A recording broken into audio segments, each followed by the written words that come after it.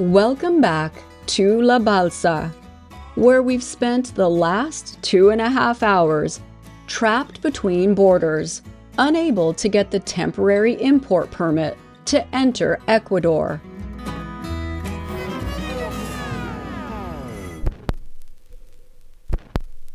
Until finally, the skies opened up. Had to get out the rain gear for the first time. You need to strap your... The internet was restored. Ciao, amigo. Muchas gracias. Goodbye, SHOEI. And permits were issued. Whereupon we started the steep ascent up Route 682 from the banks of Rio Canchis to Zumba in Ecuador's Zamora Chinchipe province.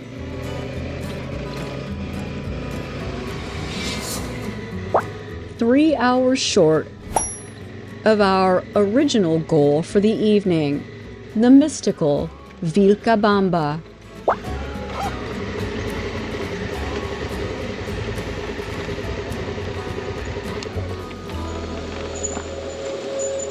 Hola, señor. Caballero, buenas tardes. Buenas tardes, ¿cómo está? ¿A dónde se dirige? No, vamos, was it Zumba? Zumba. Zumba. Permíteme su documento, por favor. Ya, sí, no problema. Un momento.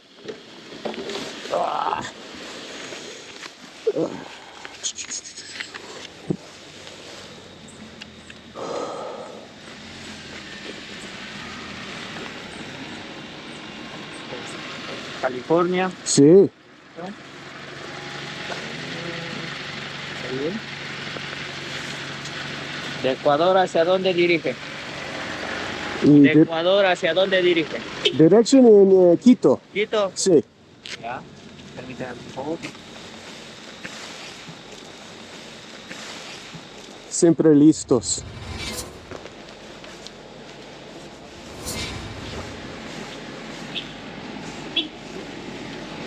Siga, caballero, muy amable. ¿Ya? Muchas gracias.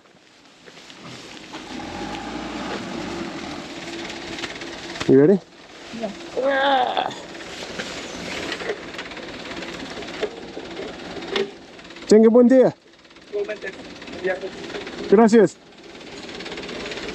Tenga buen día. Chao.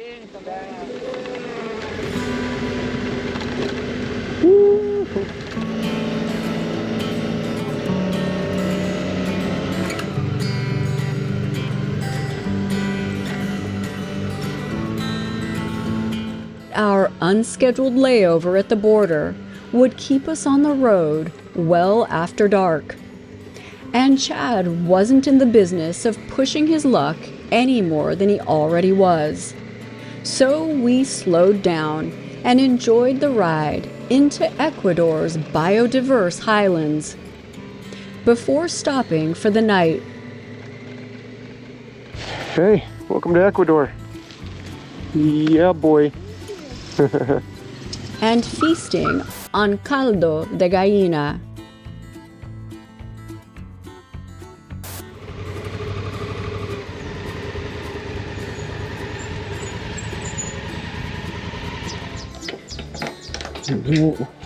It's our first gas stop in Ecuador. Yeah, it's less than half of what it is per gallon that it was in Peru.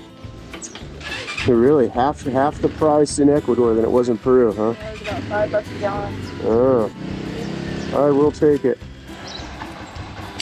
Gracias. Yep, you're reading that right. $7.50 American for 3.125 gallons of gasoline. Genuine. Genuine. After our first official fuel stop, using good old-fashioned greenbacks, we started our leisurely ride north through Parque Nacional Podocarpus and into the Loha province.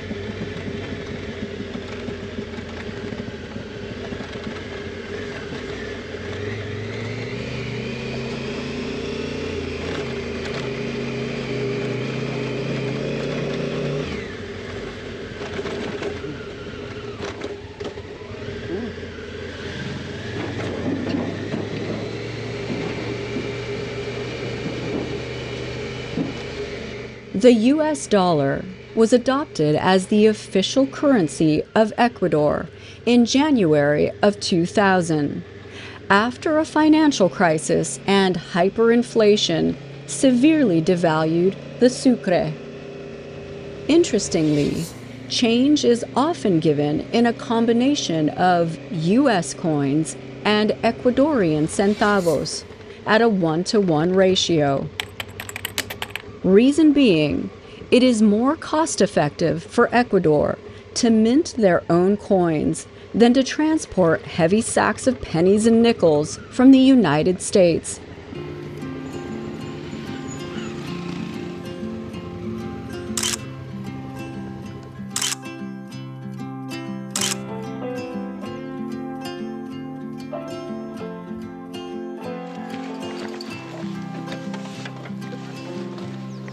Yeah.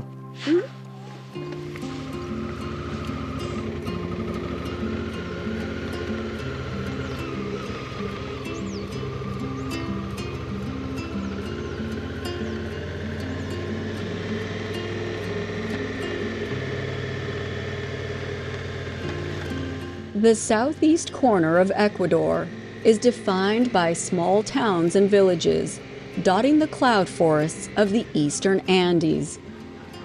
The climate here, a 12-hour ride south of the equator along the easternmost fringes of the Amazon, is hot and humid, with heavy rainfall throughout the year, creating the world's largest garden, out there somewhere, just beyond the highway. If only we could see it. So we pulled over at a roadside capilla, where Chad decided to limp into the jungle in search of a view worthy of a photo.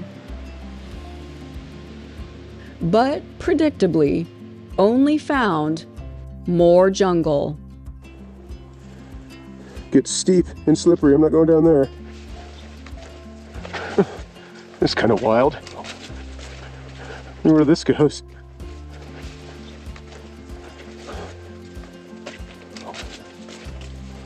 Well, I was hoping to get somewhere where I could get a view of all this, but it's so thick and overgrown. I think I could probably just keep walking forever and still not see the forest through the trees.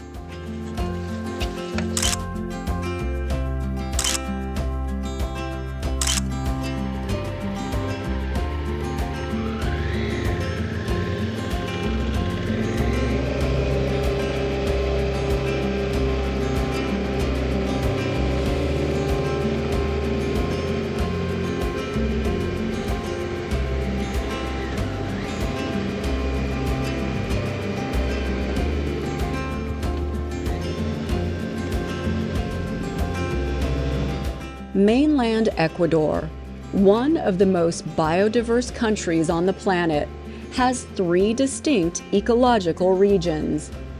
The Andean highlands, similar to the mountainous terrain of Peru, splits the country in half, with a tropical coastal region dominating the western half of the country, and the Amazon rainforest, where we would spend most of our time, dominating the east.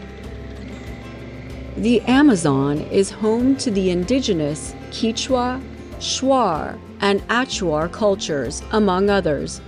But many of the indigenous groups of the eastern foothills, such as the Cañari, were either conquered or displaced by the Inca. Many of the region's current inhabitants are mestizos, those of mixed indigenous and European ancestry, as well as a healthy population of expats. Especially in our destination for the night, the fabled Vilcabamba, in what has been dubbed the Valley of Longevity. Long rumored to be home to the oldest population on Earth, with residents commonly living to the ripe old age of 100, with more than a few allegedly living to 120, and even as old as 135. This phenomenon had long been attributed to the unique mineral composition and alkalinity of the water flowing from the nearby mountains. And although the majority of these claims have been debunked, it is still a hotspot for wellness retreats, spas, and expats from around the world in search of the fountain of youth. Not to mention, This town is crawling with hippies. They're the ones you gotta watch out for. They're the ones that steal your shit. That guy's got flutes. You go try this place? Yeah. That guy plays flutes.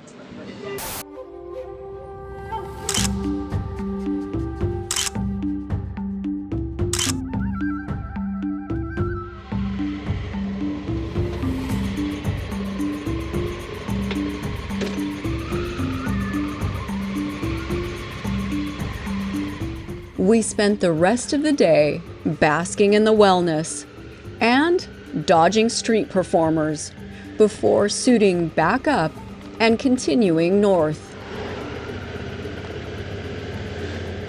Making the short run into the provincial capital of Loha, one of Ecuador's oldest cities, originally founded by the Spanish to protect local gold mining concessions. It was also a popular springboard for expeditions into the Amazon basin in search of El Dorado, the mythical city of gold, and would serve as our jumping-off point for our surreptitious run through the mountain towns and villages of eastern Ecuador to the UNESCO World Heritage Site of Santa Ana de los Rios de Cuenca, one of the country's most celebrated cities.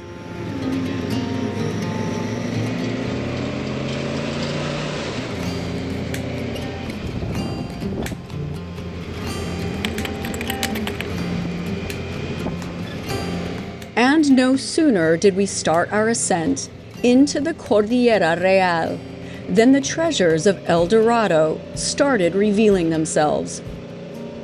Not to mention this roadside cafe, which was the perfect place to pull over for a break.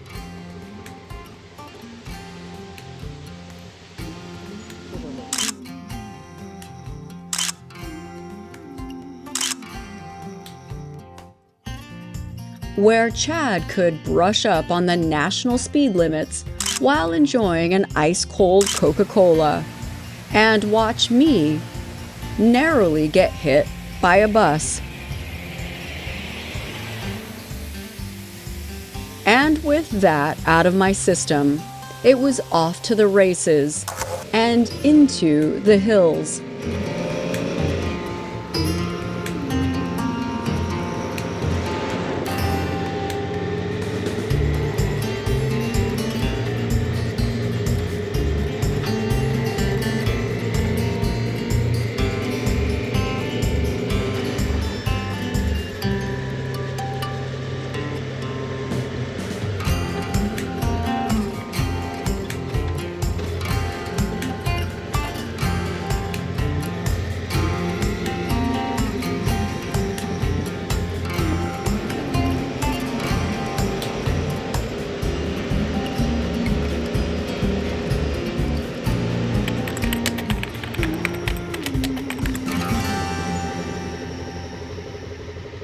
We crossed into the Morona, Santiago province, where no one was interested in checking our paperwork,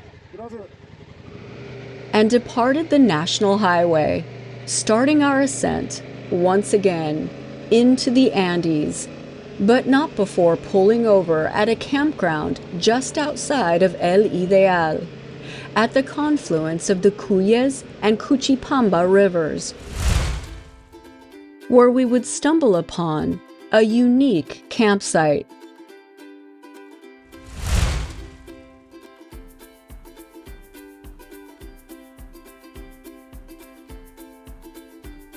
20 feet and more than a few steps up a kapok tree and this treehouse, which took a bit of effort, especially for old Pegleg. But the juice was well worth the squeeze. Not to mention, we had a near-perfect place to relax at the end of a long day. Had it not been for a few thousand locals. A little treehouse bungalow. A bad view. Rose, after getting annihilated by the ants. Stupid ants. They bit the hell out of my feet. Why do you think I'm in the water? Ants don't swim. At least not these ants. Only your second day in Ecuador and you're sleeping in a treehouse. You're soaking your dogs in the river and you're sleeping in the treehouse. Yeah. Day number 2. In that order. In that order.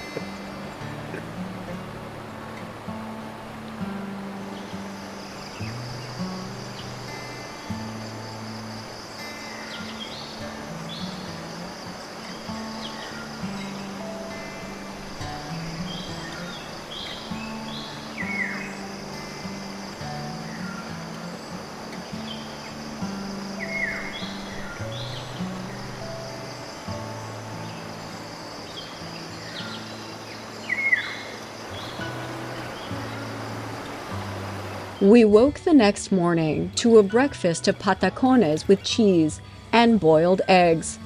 These were hot.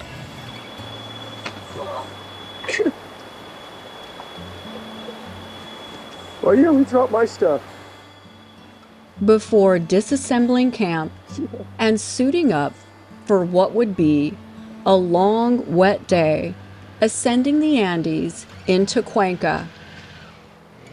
Crossing the southern sector of the Morona-Santiago province, deep in the Ecuadorian rainforest, home of the Shuar and Achuar cultures, who practice subsistence farming throughout the villages and cities scattered throughout these mountains. A beautiful, unique, and seldom visited corner of Ecuador's Amazon region.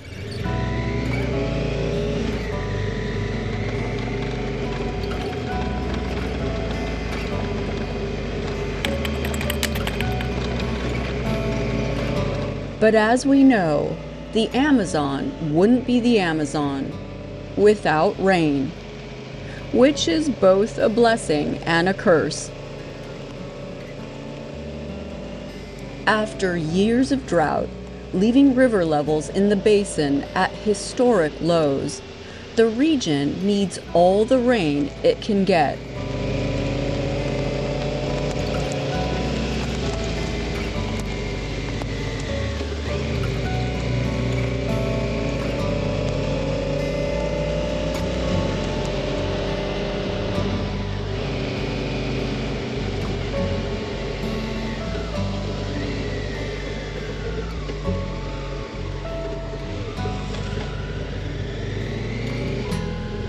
We, on the other hand, could use the occasional break to dry out.